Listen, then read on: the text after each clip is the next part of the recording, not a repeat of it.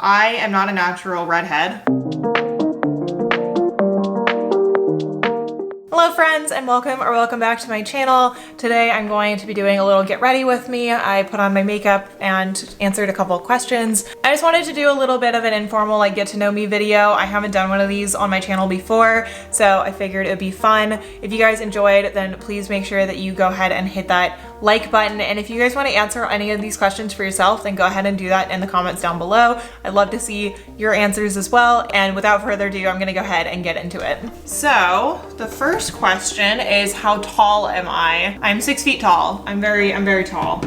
And a lot of people I just don't think realize that until they'll see me in a vlog like actually walking next to something. For example, like walking through my doorway, and I'm very tall. Somebody asked, is my apartment part of the university? So no, it is not. It is a separate apartment in New Haven that I paid for and had to pay the security deposit and all of that stuff. And while I'm doing my makeup, so right now I'm doing foundation, and this is the Vita Lumiere Aqua from Chanel. And I use the lightest color possible pretty much in every brand because I'm very pale, but it still looks very tan on me. It's the one foundation that I think like shears out really well. So I don't use this every day. I flip between this and one from Charlotte Tilbury, or just powder if I'm going to be wearing makeup. It just depends on what I'm doing that day. Today I am actually gonna be filming a bunch because I'm going home next week. So a week from today, and I just need to make sure that I have a bunch of batch content filmed that I want to be filming in this apartment, because I'll be at home and there's not as many places to film. So I got a bunch of questions about my tattoo. So this is my first tattoo. I got it when I was 18, and it says The Never Ending Journey. So I'll give you guys a little bit of background about this tattoo. So I used to watch this show. It was called Revenge. It was on ABC, and I loved it. And I didn't get the tattoo because of that show, but there was a line in it where the main character, Emily Thorne, said, my journey, it never ends. And I kind of rephrased that, and I made it The Never Ending Journey. And I got it when I was 18, and I was working in the horse industry, like working as a working student, so basically an unpaid volunteer / intern. And I was really unhappy. I was far from home. I had basically only one friend, and I was really depressed. And I wanted this tattoo to symbolize like never giving up, essentially, and to just keep pushing forward. And although it was about it started as something that was focused about my riding career, I don't know, I look down on it and I think very favorably about it. It also has a double infinity sign, which again is like a symbol from the TV show, but it's something that I kind of have carried with me throughout my various careers. By the way, I'm using the Jovius Place concealer as well as the Fenty Beauty contour stick. So I just put a little concealer right here on my eyes, and then I just put a little bit of the contour stick to define my cheekbones a little bit. I have a very round face with very high cheekbones just because of the various ethnicities that my family is a part of, and I look a lot like my grandmother and my mom in terms of my facial structure. So it's very round with very high cheekbones, chubby cheeks. And I actually have a second tattoo, but you guys probably never see it because it's right here, and it's pretty much always covered by whatever I'm wearing. In a way, I'm glad I did that, but at the same time, I wish it was a little bit more visible because sometimes I forget I even have it. So that tattoo is Jane Austen related, and I wanted something that made me think of my mom and that made me think of my love of literature. People ask me if I hadn't studied history, would I have what would I have studied? I probably would have studied poli-sci or English. I've always had a love of English literature. But anyway, the tattoo is from Jane Austen's persuasion, and it says half agony, half hope. And the significance of that for me is like, obviously, like I said, it's a connection to my love of literature and the relationship that I have with my mom. She raised me on classic literature. She raised me on Austen. And so, I don't know, it's just something that reminds me of her. But on top of that, it also reminds me that even in times of like agony and challenge, that you still have to remain hopeful and that there's always this balance. And I think that definitely holds true. And it's just something that's important to me, and it's something that I've tried to live by, is like, even when things are really challenging, you have to maintain hope. So I just really like that tattoo. People are asking me if I plan on getting more. So there's only one more that I want. I have this really weird thing with the number 3. Like, it's not just my favorite number, but like everything has to be in 3s, and everything has to be like in odd multiples of 3. So for example, if I was driving in the car and I had the volume set, it has to be at 3 or 9 or 15 or 21. And friends ask me like, what will happen if you don't? And I can't even live with that reality.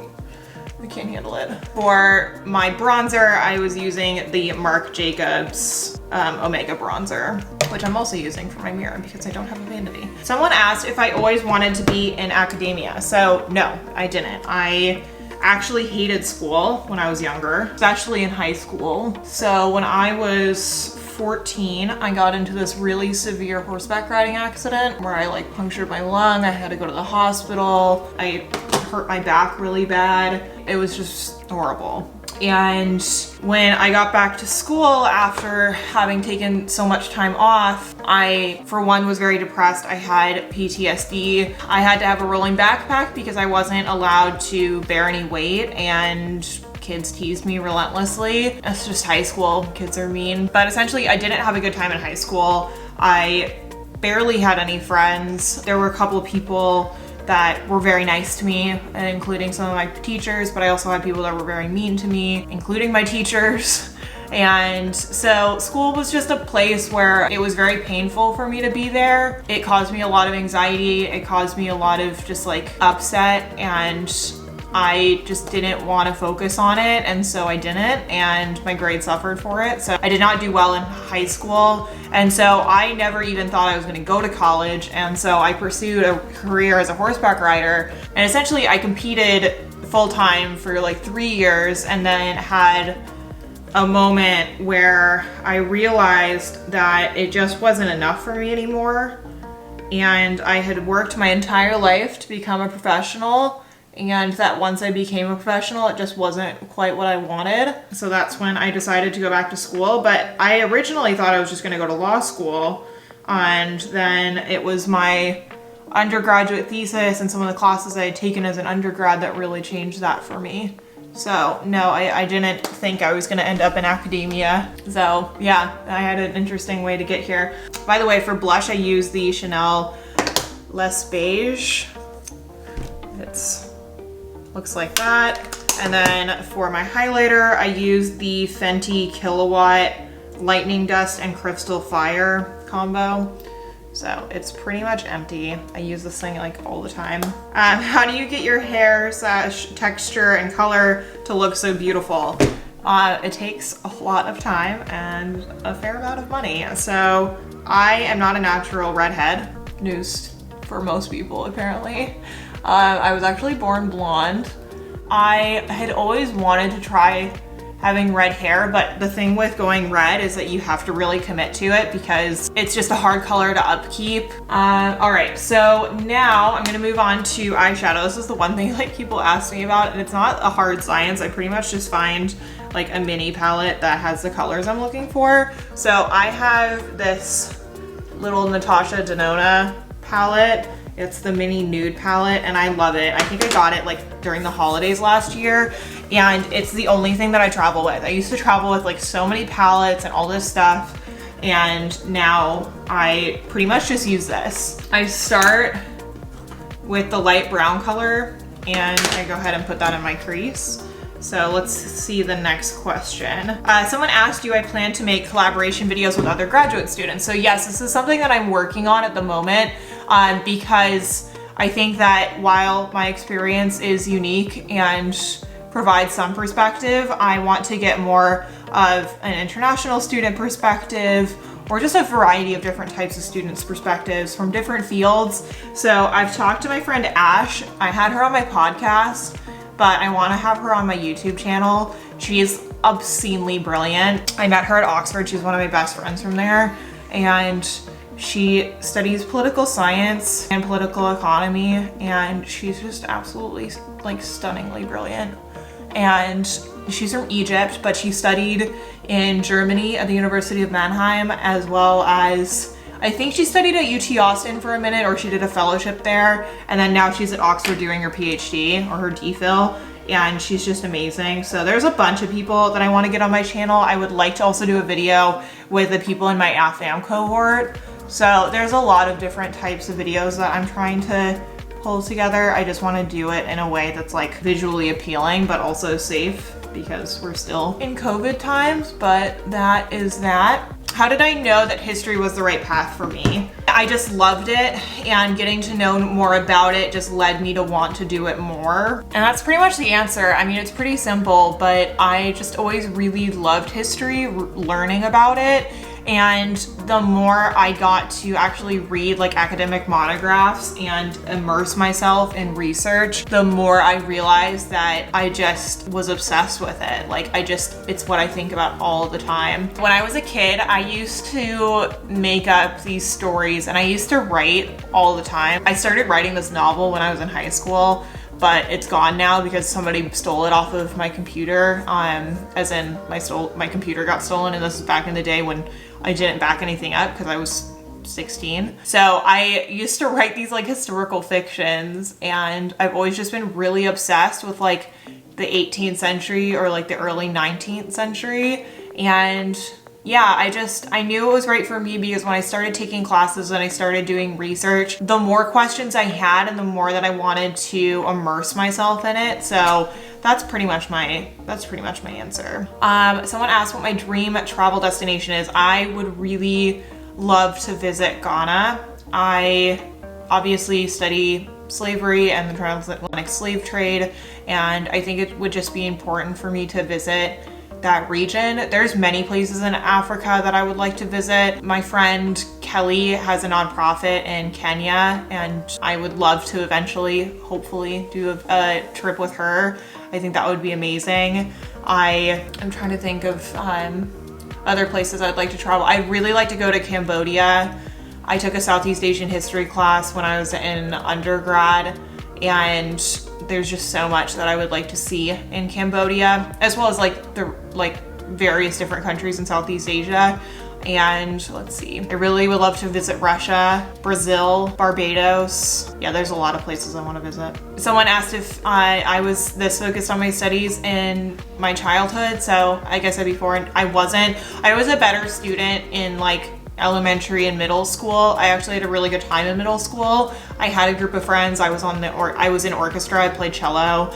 I ran track. I was always like a bit of a loner, a little bit of a nerd, but I definitely had a better time in middle school. I like this question. What do I like most about myself? The thing I like most about myself is my determination. I've never been one to back down. I'm very determined by my goals, and I'm very committed to them. So I'd say that's the thing I like most about myself. Someone asked, what's one thing you enjoy doing most? I would say like hanging out with my friends, or studying with my friends, being with my family, especially seeing my sister. My sister and I are very close, and I'm actually going home early from when I thought I was gonna be going home, because she's going to be having a baby. So I get to be an aunt, and by the time this video goes up, I will probably have met my little nephew, Wesley.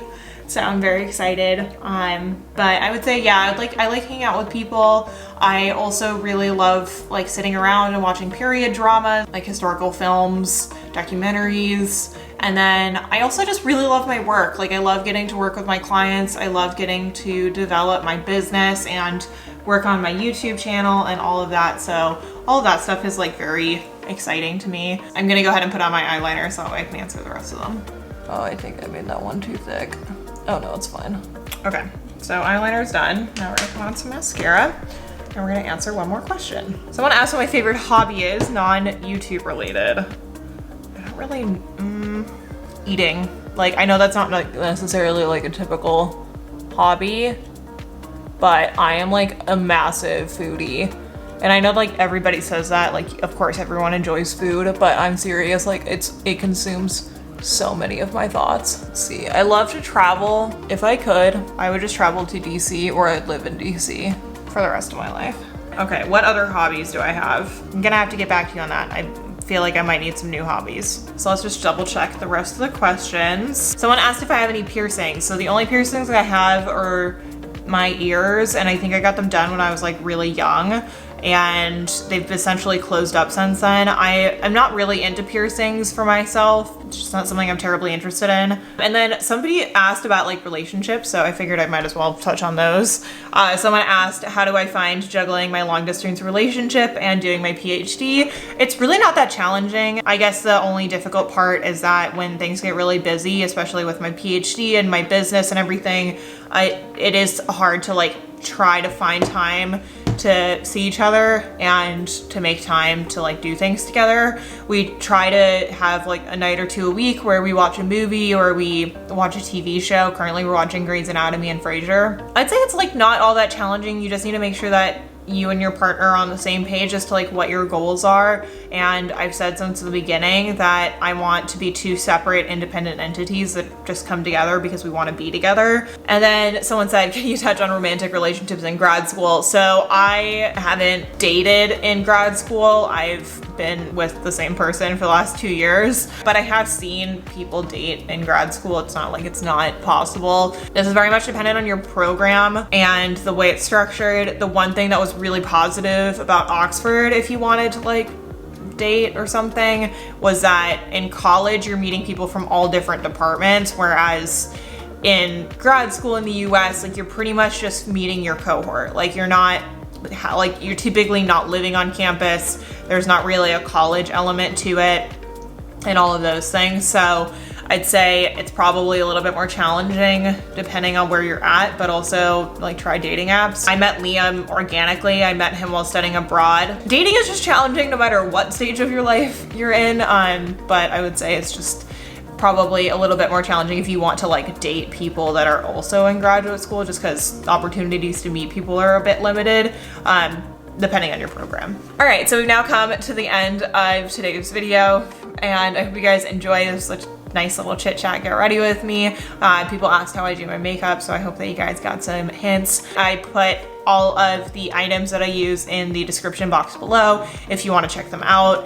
And without further ado, I'm gonna go ahead and wrap this one up. I hope you guys enjoyed. If you did, please give this one a thumbs up. And if you guys are not yet subscribed, hit that subscribe button, and I'll see you guys in the next video. Bye everyone.